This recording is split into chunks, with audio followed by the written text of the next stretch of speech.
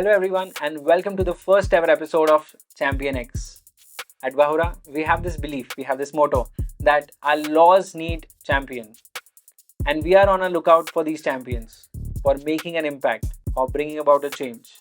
Today, we have with us Professor Nigam, who is currently a registrar at NLS Bangalore. His qualifications are even more impressive. He holds a DPhil from Oxford University. He has done his LLM in taxation from New York University, and he has completed his BA LLB from NLS Bangalore. He has practiced as a tax lawyer in New York and is a very valuable member in both New York Bar Association and the Indian Bar. A prolific writer, his most recent contribution to the legal literature is a book, International Taxation from an Indian Lens. He also has a fortnightly column featured in the Indian Express called My Dear Students, a heart touching column. It's our pleasure to have Professor Nigam with us today. Welcome, Professor Nigam. Thank you so much, sir, for taking out the time and coming all the way here to have this conversation. Thank you. As a registrar in NLS Bangalore, and over year on year, you interact with a large number of students, right? What do you think is the motivation that drives people to the legal profession, like the primary one? And have you seen that change over all these years?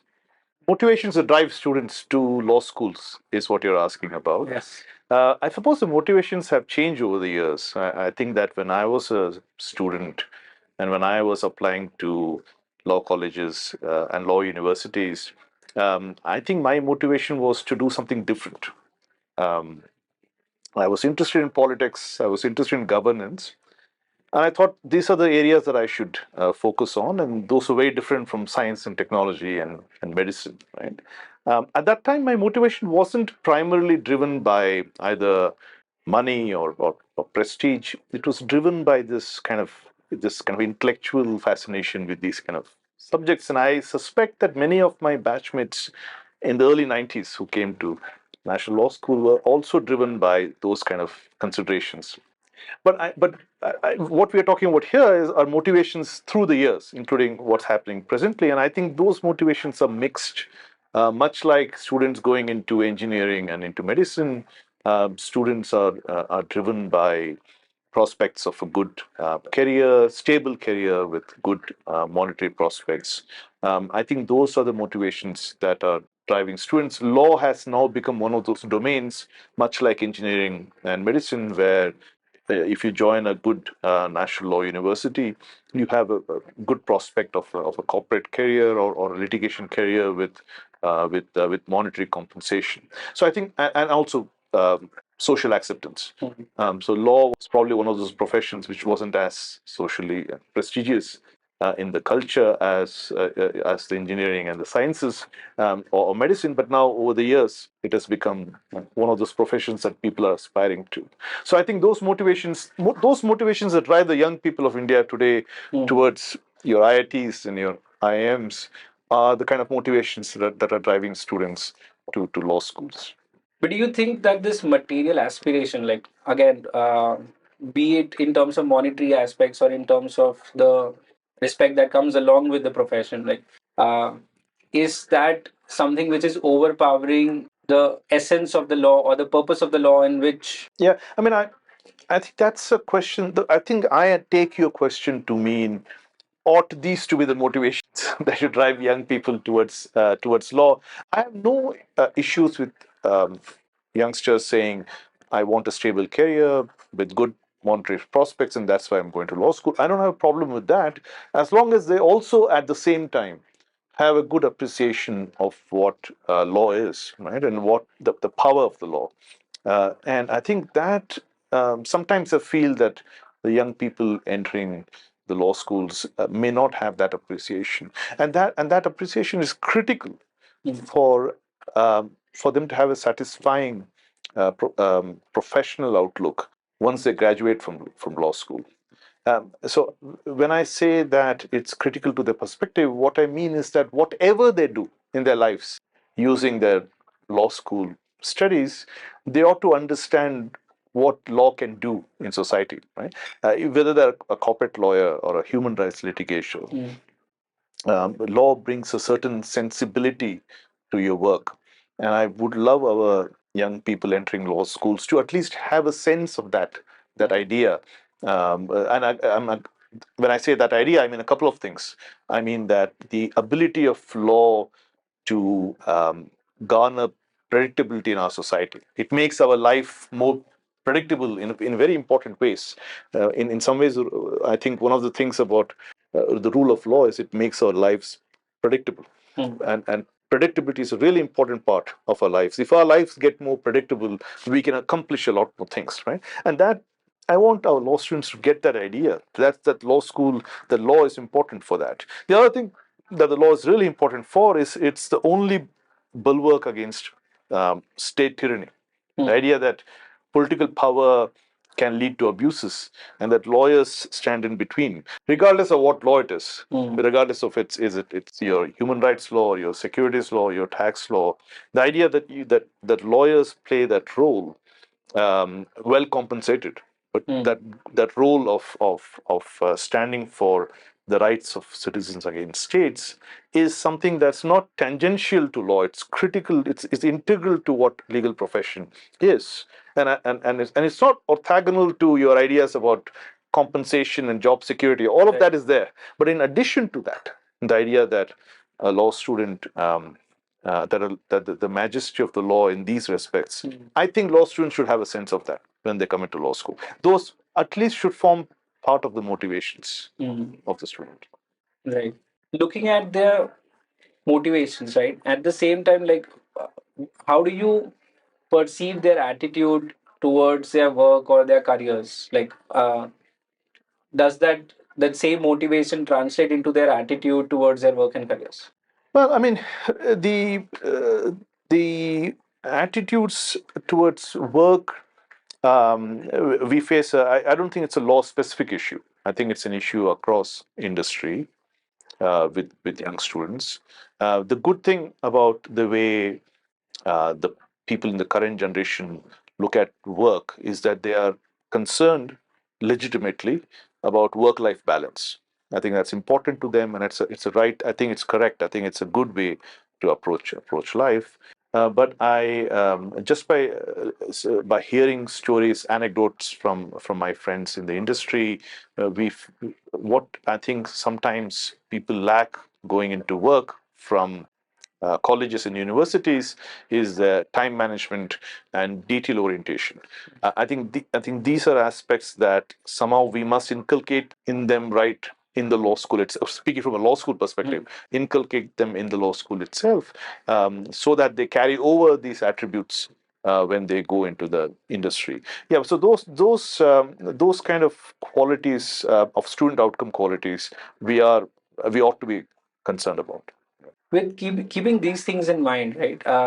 What do you think is also one of their biggest obstacles facing, be it students but also young professionals, people who might have just started their careers, might be in their first 1, 2, 3 years of work experience? Like, what is the biggest obstacle that you could see or notice? From a law school perspective, the biggest issue for us is how to improve their writing skills. Hmm. I think articulation, powers of articulation and persuasion are important for all lawyers. But I think what many people mislead themselves into thinking is it's powers of oral articulation that's important for a lawyer. Well, actually, it is powers of written articulation, how well you write. And by that, I mean how precise you are and how clear you are and how accurate you are in writing. So I think those attributes of good writing, which are part of the overall good communication skills of a student, are critical, very difficult to develop. I think even 5 years of law school is not enough, but the 5 years of law school for BLB course and 3 years for LLB course, at least we can set the foundation for good writing skills. So, I mean, there are many other things about good legal education, but I think you said, tell me the biggest obstacle. So, I think the biggest obstacle of all the other obstacles that are there in a good law school, in a good career, especially for people starting out, is their ability to write. And ability to write is a problem not just for students; it's a problem for teachers as well. So, I think academics also struggle to write well legal law academics. It's a problem across the industry, and it's a problem that can't be resolved quickly. It takes a lot of time to do it. So how would you suggest students to kind of navigate these kind of obstacles, especially around being more articulate or being able to write really well? I mean, part of the solution is practice. Um, at NLS, for example, we have 60 writing assignments across 5 years. Every 6 weeks, roughly every 6 weeks or so, a student is writing something, some paper. So part of the issue is practice. Part of the issue is good feedback. The student should receive good feedback either during the viva or afterwards from their professors on how they're writing. In the hurly-burly of law school life, with this treadmill of assessments and teaching, sometimes feedback is also an issue. So that's something that we are grappling with. But I think feedback, good practice, and good individual feedback is important. Well, you see, say you're a student in high school, you come to law school when you're 17 or 18, right? I think that's a good enough time to start your practice. I remember my first contract paper. I still wince when I remember my first contract law essay and paper, because it was hard for me to kind of put into some kind of coherent fashion some area of contract law. You can't really do that until you get into law school, right? So only when you get into law school do you realize all the kind of different policy issues that are present in any issue of law, and it takes a bit of time to get used to it. So yeah, I think people write in various ways in school, your school essays. But remember that the school essays, especially in India, are very structured, and almost it's almost like a formula to write a good essay. But there are no formulas when you come to law school. The legal issues are so diverse and require such different approaches that you really can't impose a formula on it. It's just a question of practice and feedback when you come to law school. We have observed a skill gap generally between the academic side and the employment side, where generally a organization has to spend time and effort training a new recruit, and that is something which creates a gap where they're not ready to be employable right from the get go. There's this additional training which is needed. Why do you think this is the case, and is there any way we can kind of bridge this gap? Yeah, I mean the training part of it is a complex question. I'll tell you why it's complex. Because a part of it is something that has to happen. It's a rite of passage for any young person getting into real world, right? I mean, you can't really prepare anyone for the real world. It's like becoming a father. You can only take your some advice from other fathers, but ultimately when you're a parent, you're a parent. You just have to deal with it. So I just feel sometimes too much is made of this skill gap between academia and industry. You have to have some time in the industry for you to start learning those skills, right? So that's one part of it. The other part of it is there's some industry specific practices and culture that you have to pick up only when you go there, right? And so again, that's really something that law schools or other places really can't help with that. In fact, we depend on those spaces to do it. The third aspect is that a lot of it is dependent on some attitudes as well. So time, as I said, time management, adaptability, detail orientation. These are things that a young person has to learn, whatever domain he or she is entering into, and it can't really be learned in a kind of. It can only be learned in an organic way. It can't be learned in any kind of structured way, really. So that's the other part of it. The skill part of it that we are talking about, where law schools can play a role, is in that orientation towards how to write well and how to write precisely, accurately, clearly. But once you put the student on that path, all the other things that surround a student's ability to succeed depends really a lot on the student and the domain that the student is in. And so the student should be aware of it. Some of these things we should in fact make our children aware of these things. For example, you just have to have this common sense of being on top of things, right? On ensuring that you don't let things go this way or that way, sideways. Make sure that if you've been given a set of tasks, you need to worry about how to complete them, have some kind of supervision and some kind of outlook on what's happening in your life there. Similarly, learning from your mentors, ensuring that you don't go down a lonely path. You have somebody who's actually supporting you, and being in a place where somebody can support you. Those kind of soft skills and those kind of intuitions and attitudes form a big part of success in the formative years of a person in the industry. It really depends on that. All that law school can do is make the student, sensitize the student to this, make the students aware that this is important, right? But those kind of things they have to pick up outside. So the skill gap, as we call it colloquially in India, is consists of a lot of gaps which are not really the repository of law schools alone. It's got a lot to do with the kind of attitudes and approaches that the student has to pick up as well. Right. Definitely makes sense. Makes us think of the same issue in a new light. And you have been working towards building this ideal law school, right? And you've been part of multiple law schools.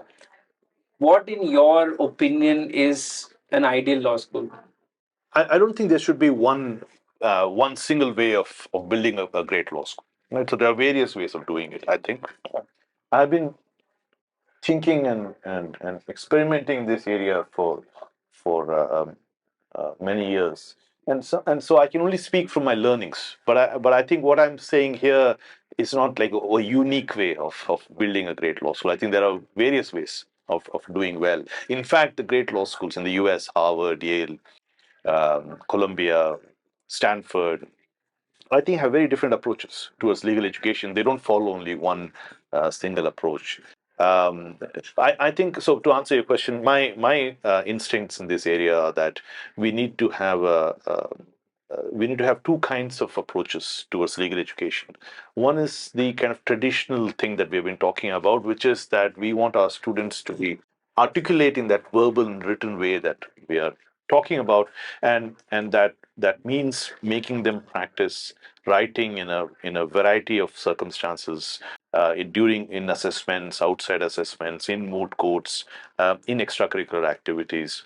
But I don't think that's anything radical. I think that's what NLS does. That's what many national law universities do. That's what a good law school, I think, ought to do. But I also think that what law schools don't do is create an atmosphere or some kind of an ecosystem which helps law students discover what they enjoy, right, and what they like.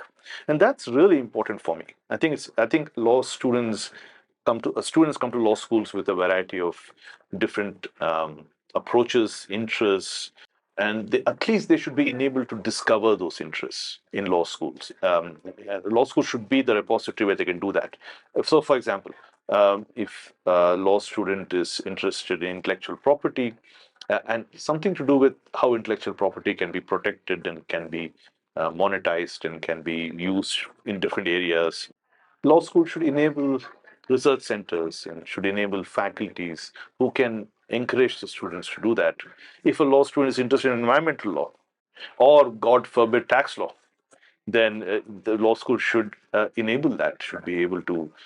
Yes, I had a seminar on tax avoidance and the law for my students, and it was interesting to me. Our students came into the seminar thinking, "What am I doing here?" Because it's accounting heavy area. It's an area where they think that lawyers don't play a very important role. And it was interesting for me to get people from the industry and talk to these students, people from accounting firms, people from law firms. And they got a very interesting perspective on how lawyers play a pivotal role in tax planning and in understanding how to arrange the tax affairs of students. They actually made it interesting for them, right? And so a law school should build up that area of discovery for us, our students. People, students need to discover what they like. They don't know what they like when they get into law school. They are kids, right? But they need to discover what they like. How are we going to make them discover that? That's the problem for an ideal law school. How far away are we from seeing this in action? I think it's already happening in good law schools in India. I can speak for what we are doing at NLS. We have, right from the third year onwards, huge variety of courses on any area of law you can imagine. We have we have seminars and electives on artificial intelligence, on environmental law, on human rights, sometimes theater and the law, tax, securities. So we have people from pretty much all over India and sometimes abroad who are coming to law school and teaching these subjects and encouraging students. Yesterday, we had a talk by somebody from the World Bank, and he was talking about the law of international institutions, which is a fascinating area for anyone. I mean, I had no idea that the area is so complicated. And it was interesting for me to see how there could be a career in the law of international institutions. So, forget my students, I discovered that there are careers in this area which are really interesting. So I think that's what law school should do: help people discover their calling, basically. Right? One of the aspects, while hearing to you and the experience part, right, where students experience a certain uh, subject or a certain area, and they kind of discover what is it that they like the most, right? And that reminds me one of my professors who used to teach us marketing. Like I come from a marketing background, so he used to teach us marketing, and there was this one or two times when he did like an 8 hour long stretch of lecture. And though like I it looks and sounds tiring, right? But at the end of it, we weren't tired as such, but we were left wanting for more. That was the kind of engagement and experience that we had in his class, right? Versus you have the other side where you have some professors where you find it difficult to even listen to or stay connected with them for even an hour, right? So why do you think like some people can pull it off versus some others just struggle to stay connected to their students? And what is it that faculty or professors can do to kind of keep their students engaged? Yeah, no, that's an interesting question, Nathan. Let's ask this question this way: what is the classroom experience for? Right? What do we need classrooms for? I think that's a question that I was asking when I was a student. I ought not to ask that question, but certainly today's generation should be asking that question, right? So what do we? How do we define the problem? The problem is all information is available now on the internet, right? The information can be technical, can be more or less technical, but it's available. Right? It's not difficult to find, right? On any conceivable legal topic. So why do we need a law professor, right, in the classroom? The classroom experience, unless we address this problem squarely, we are always going to be faced with this criticism that the classroom experience is something to be tolerated. It's not something to be looking forward to. So again, let's come back to that question: what is the classroom for? That's a question that's actually I've been grappling with for quite some time. We in India have certainly, the legal system is impervious to change in some ways. So we still continue with plenty of lectures during the term. In fact, it's a BCI requirement, the Bar Council of India requirement, that we have a minimum number of lectures. So we have certainly classroom experiences at the heart of a law school education, but then we have to understand this question: what do we need it for here, right? So here's my take on it, right? I think that a student comes into a classroom on any legal topic. We can take contract law. I'm teaching legal theory, jurisprudence now, and I teach tax law.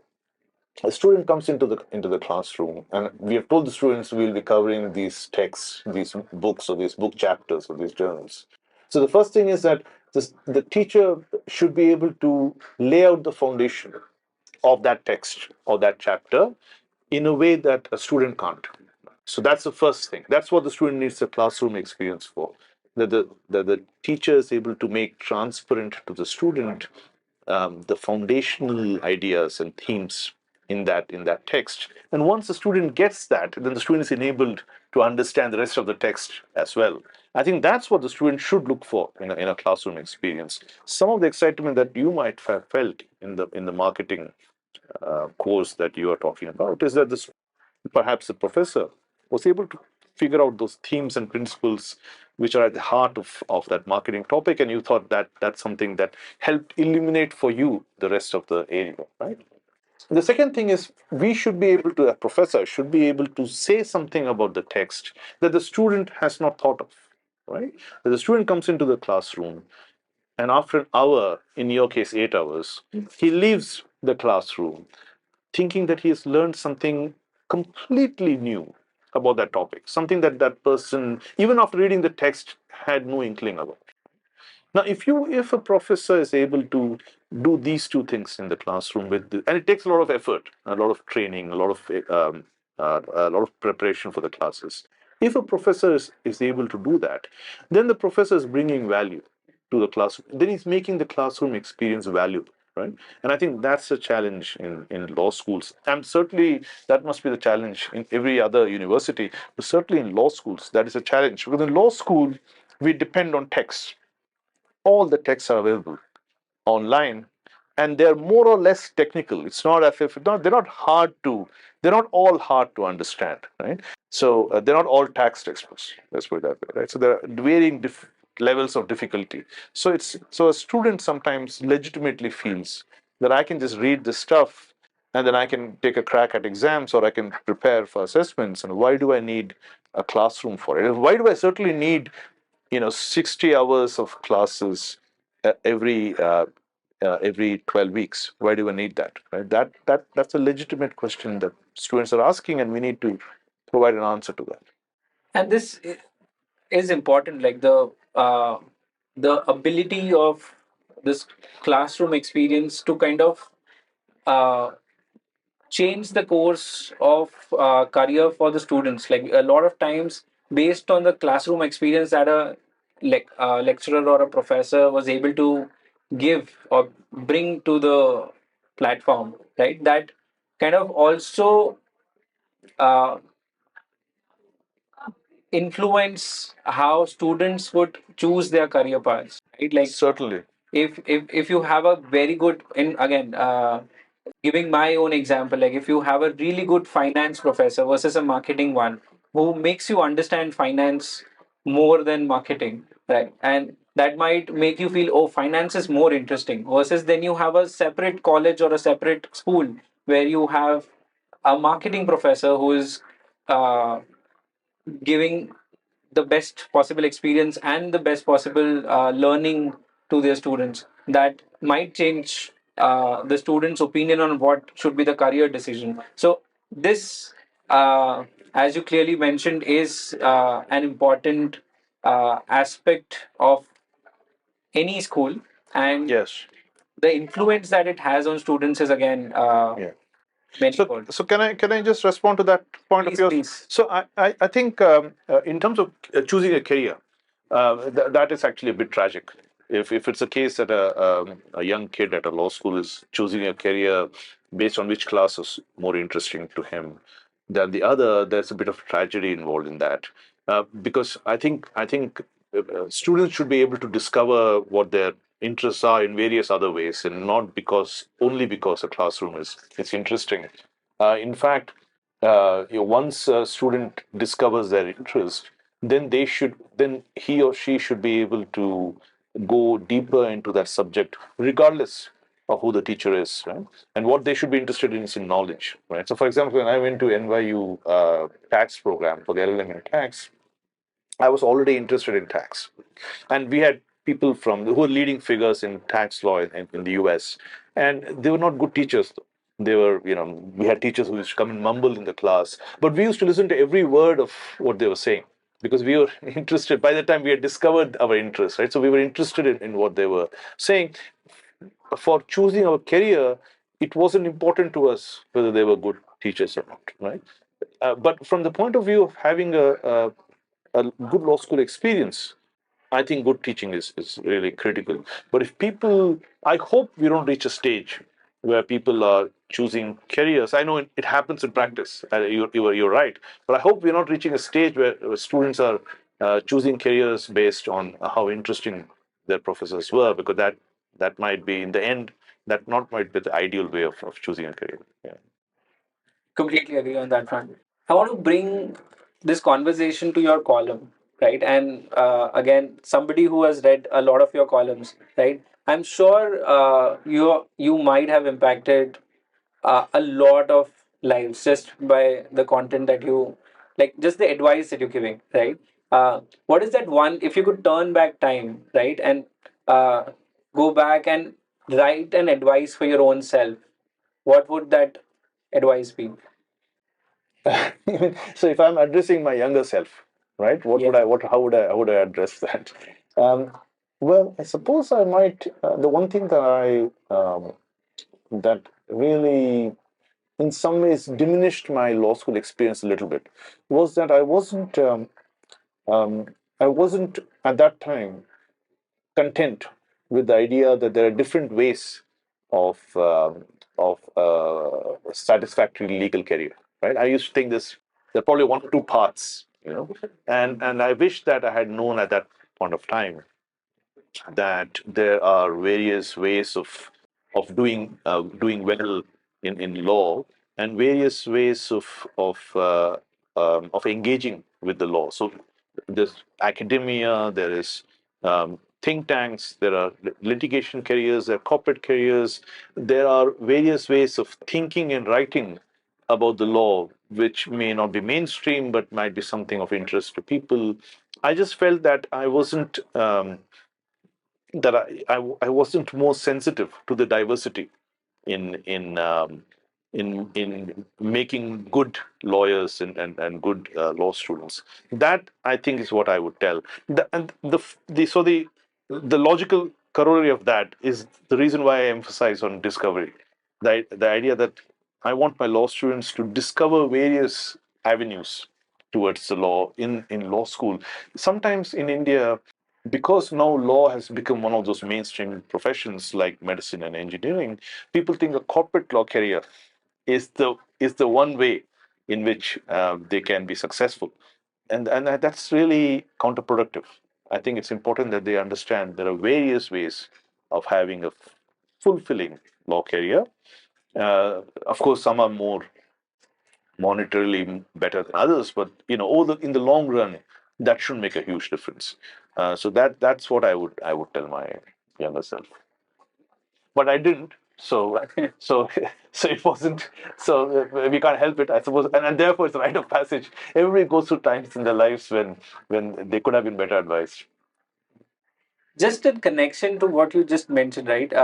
Where there are various ways in which you feel fulfilled about the career that you take, right? You recently had this column around John McEnroe's Yeah. commencement speech at Stanford Yes. University, Yes. right? Where he's basically saying that there's more than one way of kind of measuring or discovering Yes. your success, Yes. right? So, do you want to elaborate more on that front, and how can we create a path, or how can we encourage our students or young professionals to kind of discover what is the measurement of success? Because the world outside right now is so competitive Yes. that the definition of success is kind of fairly predefined, Yes. right? So how do we change that, and how do we make them realize that maybe some of this does not matter at all?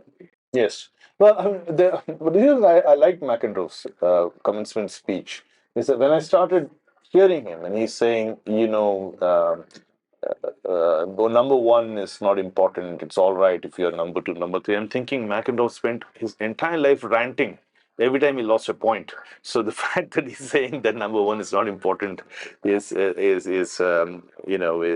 bit rich of McEnroe to say all those things. But then I realized when I heard him that he was making a really interesting point, which was that um, there are things about his life that now looking back he remembers and he likes, which have nothing to do with him being number one or him even winning a particular game.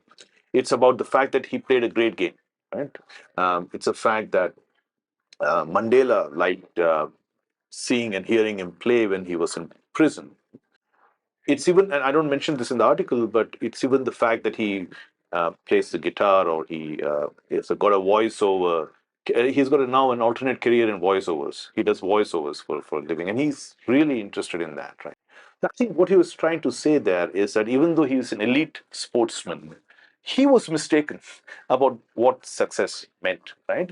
And I want young students to hear that. I want young, if they hear from me, a fuddy-duddy professor, they may not understand, but they hear from a person who has been at the top, right? And even he's saying that, look, there are various things about what we do in our lives which might be fulfilling, which don't have to fit into a ranking system or mainstream idea of success. I think I want them to hear that. I think that's really important for us, and especially in the legal field, which gives you really the widest possible array of options after you leave law school.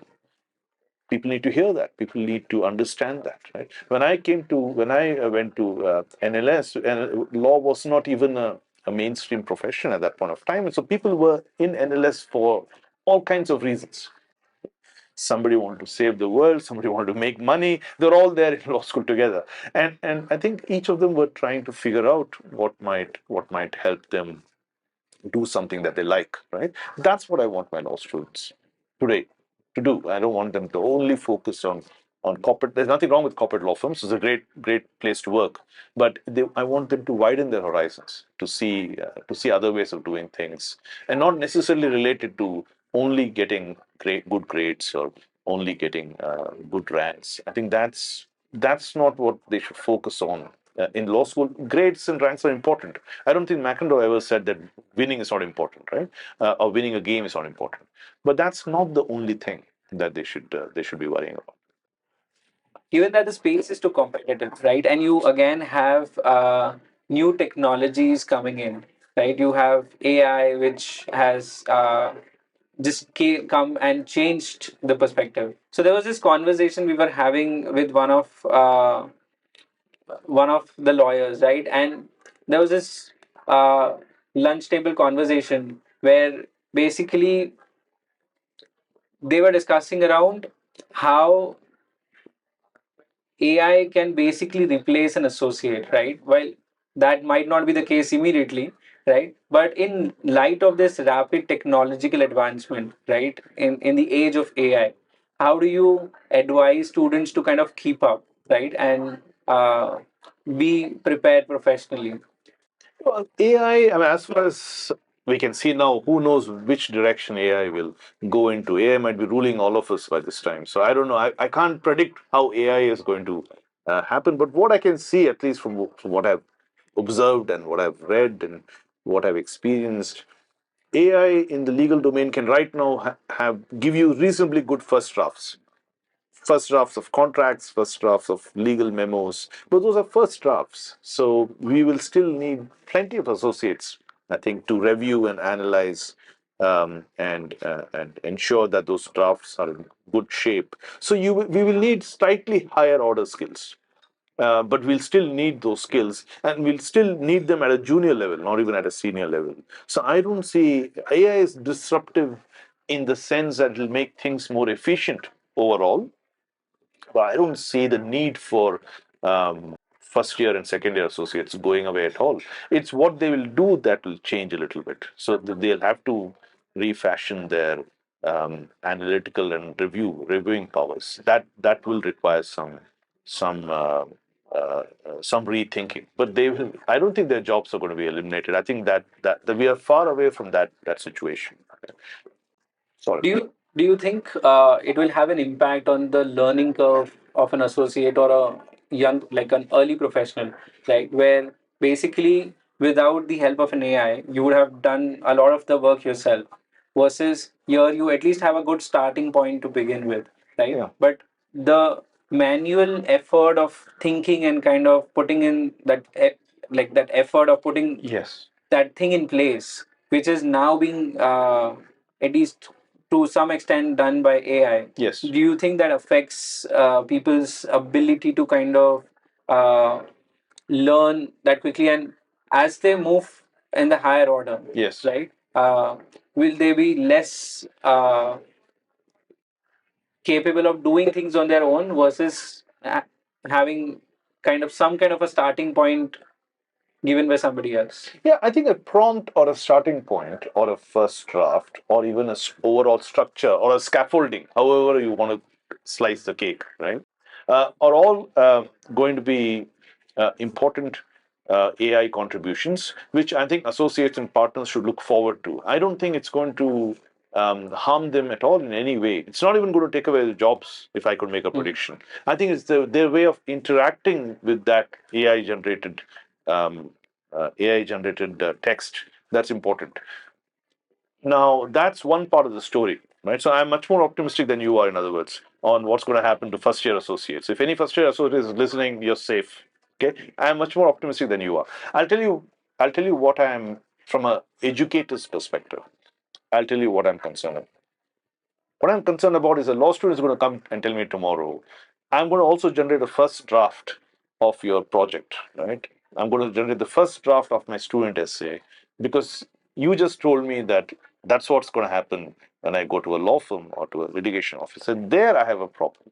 I have a problem there because students have to learn how to generate first drafts in order to engage with first drafts, right? So students have to learn how to write essays and analyze and review and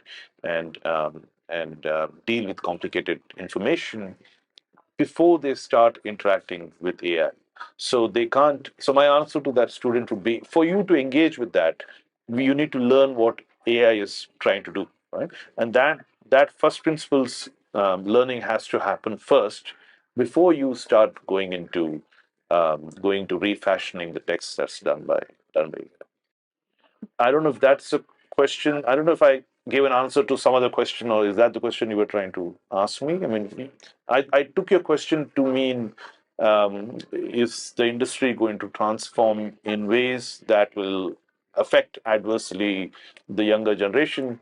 And so then my answer to that was, I don't think it will be done. But the younger generation might start asking us, why are you not allowing us to use AI tools in our law school submissions? And I had an answer for that. So maybe I preempted your question. Yes. Pretty much answered Yes. the crux of it. Given that, which to summarize again is basically, as a young professional, having a first draft is definitely not a problem or a scaffolding to start with, right? But when you are learning, when you are a student, you should definitely make that attempt for the first time so that you know when you're interacting with the AI what how to deal with it, or is it the right output, or is there. Well, because you see, at the end of the day, you're talking about a quality text that's to be presented to a client or to the court, right? Whether it's text generated by AI or by a human, you're talking about a good quality text, right? Well, somebody needs to recognize what a good quality text is before AI comes and starts disrupting things, right? And that's something that our law students should know. I mean, I'm talking to you about law students. I'm worried that in 10 years from now, you will have high school students who are used to AI generated stuff coming to law school, and then I have to deal with them. So I think the problem is going to start even at the school level, where students might just use AI generative tools to do their work. Just curious to know, do you have any, have you come across something that was submitted to you which was AI generated? You kind of recognize that this is not something which is generated. Has it already started happening? It has already started happening. So, and I have come across written assignments which I know, which I'm able to know are AI generated. Um, it's a real problem for law schools, right? And there are a couple of ways in which the law schools can deal with it, but we don't have a perfect solution yet, right? So to answer your question, yes, we have several ways of addressing that problem. One way to address that problem is we have started asking for sources. We started asking if you're presenting a paper and you're depending on three sources in your paper. So you have said, Mr. Professor X said this, Professor Y said that. Then I ask, well, show me where Professor X has said, where Professor Y has said. And sometimes we find out that it's not the student's work. So we find out that once we start looking at sources, we know that it's not the student's work. The other way to handle this is to make the student research, but make them sit in a classroom for 4 hours and write out the research paper on pen and paper, not on the computer. So it's like I'm taking revenge on my students for all the years that when I was in law school I had to write pen and paper. It's like back to basics. So that's another way of doing it. It's not a perfect way of doing it, but that's another way of addressing this problem, which is that you make them sit in a classroom and make them write. So at least you know that it's not an AI generated text. So right now it's a moving goalpost. We don't know how to address the problem.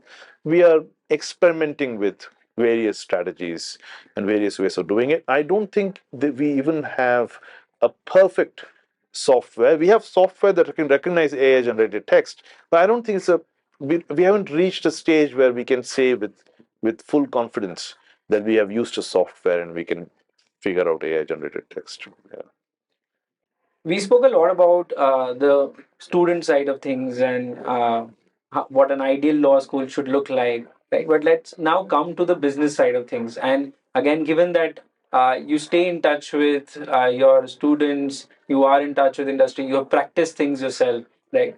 At Bahura, we have this conversation that keeps on happening, right? And this is somewhat of a belief that we have, where we feel that if the world is run by conscious lawyers, right, uh, the focus would be more uh, about the essence of the law, of why a law was drafted, and then you run the business around that, right? Instead of just finding a way around a particular law and trying to maximize your profit.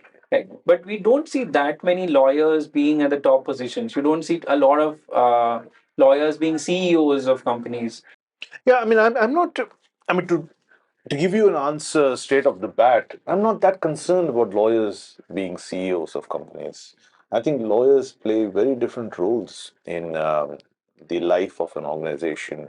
I think they play a tempering role. They temper the entrepreneurial spirit of an organization, which can go astray if it's too enthusiastic in reaching its goals. I think that's an important role to play. I think lawyers play a tempering role in society, in politics, right? So your all our procedural laws are basically tempering laws. They moderate our um, instincts to lash out, to do things with passion and to do things quickly without thinking about it. So that moderating role that lawyers bring to the table may not be the most appropriate role for a CEO.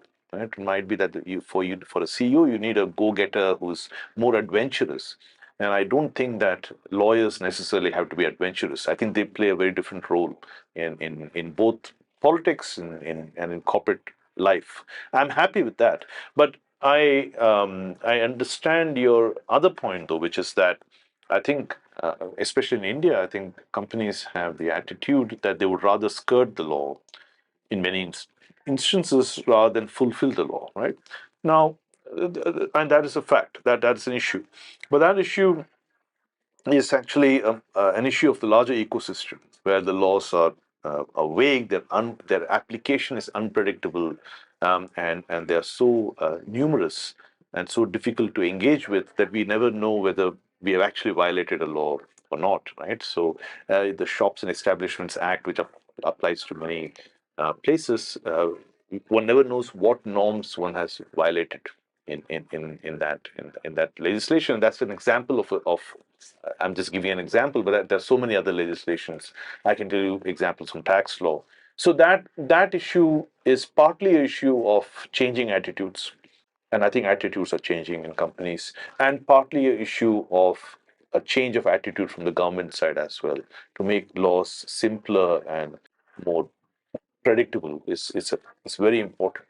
That I think will have a knocked-on consequences of companies conforming better to the law. But so that part I agree with you completely. But I think that I'm happy with lawyers not being CEOs as long as they are able to moderate behavior. And I think that's their important role. Of course, there could be lawyers who are also entrepreneurs. There could be lawyers who are also skilled in other domains. But it is their skill in other domains that makes them CEO material, or that makes them lead an organization. Fair point. Now, moving to a completely fun side of this conversation. So, we are going to do a rapid fire round with you, and you can answer in only one or two words, if at all you feel like it, but you don't have too much of time to reply. It has to be instant. Whatever is the first thing that comes in your mind is something that we would encourage you to reply, right? And only 10 questions. Nothing like coffee or Karan that you're getting a hamper out of this, but And I can't pass on any question. I don't think so. There will be any questions which you would like to pass. Right.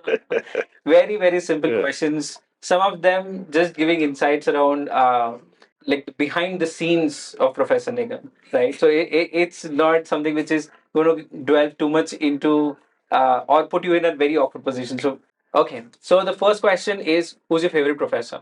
Professor John Gardner, who's unfortunately no more, but yeah, at Oxford. Yeah. One book you would recommend to everyone. Lost Empire by Ronald Dworkin. It's a book on legal theory. Are you a early bird or a night owl? Night owl, Coffee or tea? coffee. If you had a chance to have a dinner with a historical figure, who would that be? Mahatma Gandhi. He may not eat much, but yeah. A movie that never gets too old for you. Back to the Future. Favorite Indian street food. Golgappas. One word students use today that you had to go and search online. One word students use today in class, or I mean, generally in conversation. Oh, I'm not supposed to ask all this. Any Oh, right, interaction that okay. you had with students that you had to look up. They say sometimes cosplay, which I didn't understand what that meant. I had to look it up. What is that? It means I was playing. supposed to- It means playing a character. Okay. A destination in your travel list. Japan. First thing you would do if academia is not your thing for a day. Um, television anchor. Interesting. That's it. Very, very simple questions. Like I said, Wasn't there too is scary. nothing. This wasn't coffee with Kyle. So the last question, right? And you've given a lot of advice throughout. Like I'm sure a lot of value will already be taken out by the students, right? But if you had to give one piece of advice before leaving, what would that be? One piece of advice addressed to law students, or addressed to generally to law students. I have a piece of advice, right? Please. So I think the law students today, especially, I think are, I mean, the major problem is not so much what they are studying, but how they're going about it. So my advice to law students is to take care of that part of their life, right? So to take care of their mental health.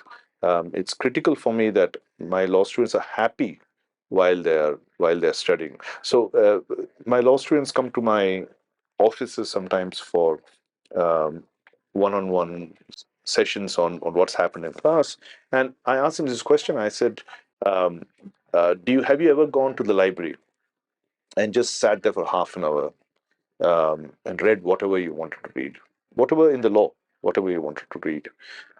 And some of them are surprised at that question because they've associated legal study with assessments. So their whole idea of studying the law is geared towards how do I write this paper? How do I write this exam?